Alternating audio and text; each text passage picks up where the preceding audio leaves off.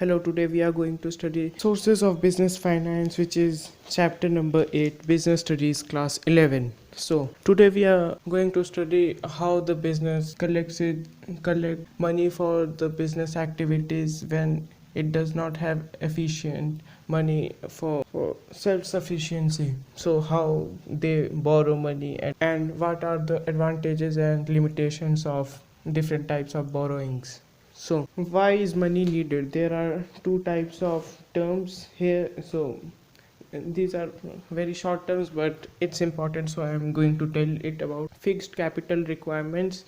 Fixed capital requirements is the capital assets you are going to buy from. That amount is known as fixed capital requirements. So, the requirements may be machinery, land, and etc.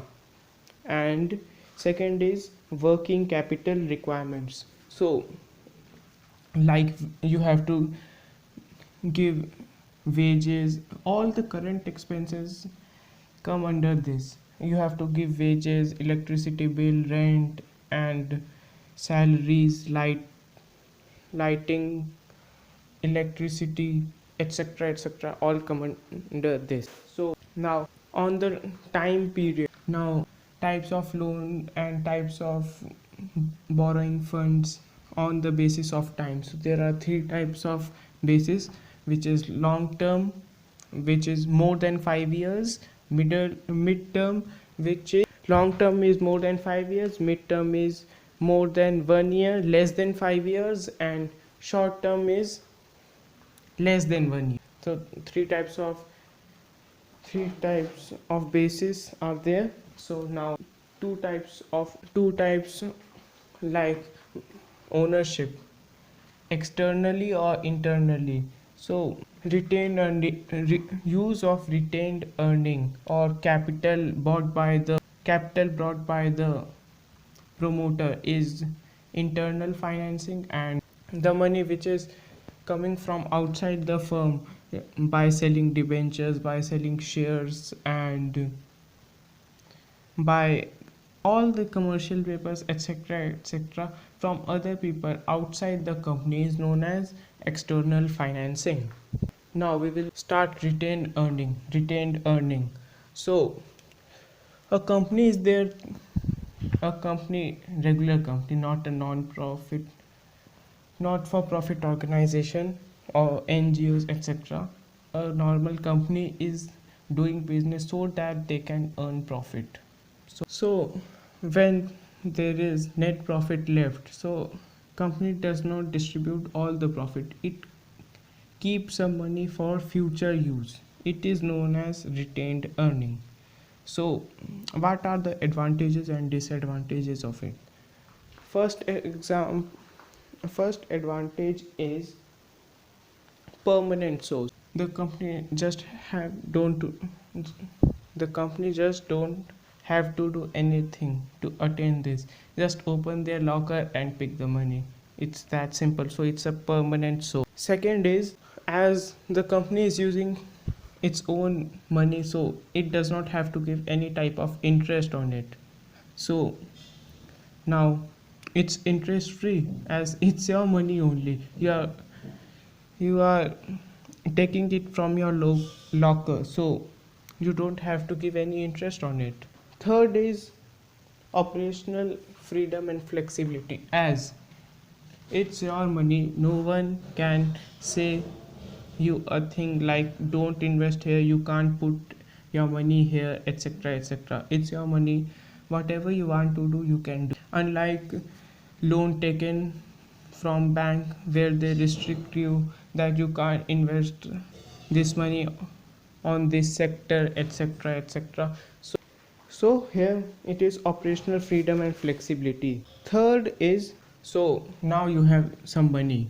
Let's say you now had a loss, like you lost your watch. Normal, we are taking a normal example of daily life. You can say, okay, you lost your watch, so you can just buy another one as you have the money. So it does not deprive you of the of the assets or the things you lost in the loss. Like if you didn't had the money, then you have to save the money so that you can buy the new watch. But here what happened, you had the money, you lost the watch, you bought a new watch. That's and fifth point is increase share prices. As everyone will see now, you had a project of, let's say, of you are Geo. You just think you are Geo. So you said I'm going to build this type of towers and will give free internet for some time, and then I'll charge for it. So you put your retained earning on it, on your that project, and it was successful. So everyone in the market will say and done on their own, no loans taken, this company has the potential, we will buy its share. So it increases the share prices. Now what are the limitations?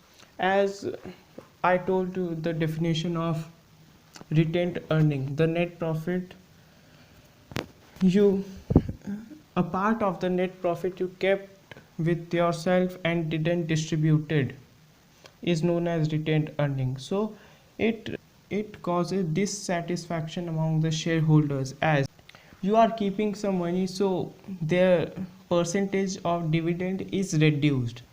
So every shareholder would like to gain some profits.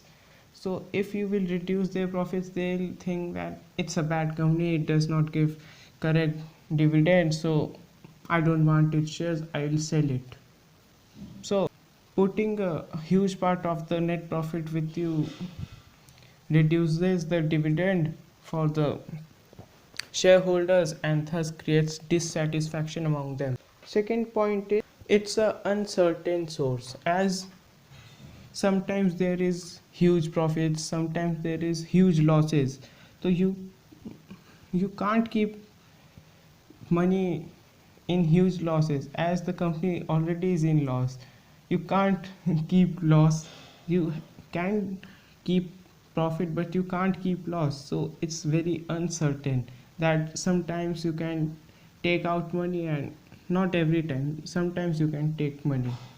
And third is suboptimal use, as you have your money a huge amount of surplus money, so you think okay, no problem, I have a huge amount of money, I can do whatever I want to do, which leads to suboptimal use. As if you had taken a loan, so you thought that I have to raise profit and more for the interest I have to pay, but here you don't have to pay any interest, so you are just calm and never mind, it's giving small profits, it's profit for me. Your mentality is like this, it's giving very low profit, no problem, I hadn't taken any loan, so I didn't have to pay any interest on it, so a small profit is a profit for me. And but if you had taken a loan, then you had thought that I have to gain a huge money out of it so that I can pay the interest money. So this was retained earning. Hoping that you all like this video. So in the next video we will cover trade credit, factoring, etc, etc, this chapter. So you can subscribe, it's free, and peace.